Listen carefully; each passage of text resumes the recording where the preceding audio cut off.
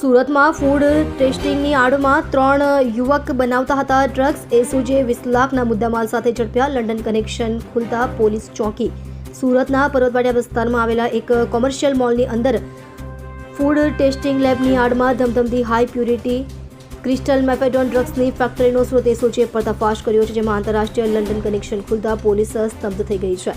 અમરોલીમાંથી 236 ગ્રામ drugs સાથે ઝડપાયેલા જીલ ઠુમરની કબૂલાત બાદ પોલીસે પોલારિસ શોપિંગ સેન્ટરની લેબમાં દરોડા પાડી ડ્રગ્સ બનાવનાર સિનિયર ટેકનિશિયન સહિત કુલ 3 શખ્સોની ધરપકડ કરી છે. લંડનમાં બેઠેલા માસ્ટર માઇન્ડના ઇશારે અને ફાઇનાન્શિયલ મદદથી શહેરમાં જ નશાનું ઝેર તૈયાર કરી યુવાતોને રવાડે ચડાવવાના આ કાવતરામાં પોલીસે 2,92,000નો મુદ્દામાલ, તૈયાર ડ્રગ્સ અને જ્વલનશીલ કેમિકલ્સનો જથ્થો જપ્ત કરી વધુ તપાસ હાથ ધરી છે. હાલમાં પોલીસે આ તમામ આરોપીઓ વિરુદ્ધ NDPS એક્ટ હેઠળ કડક કાર્યવાહી શરૂ કરી છે. લંડનમાં બેઠેલા માસ્ટર માઇન્ડ સુધી પહોંચવા માટે પોલીસ ડિજિટલ પુરાવાઓ અને 3 મોબાઈલ ફોન કિંમત ₹1,15,000ની કબજે કરી આગળની તપાસ કરી રહી છે.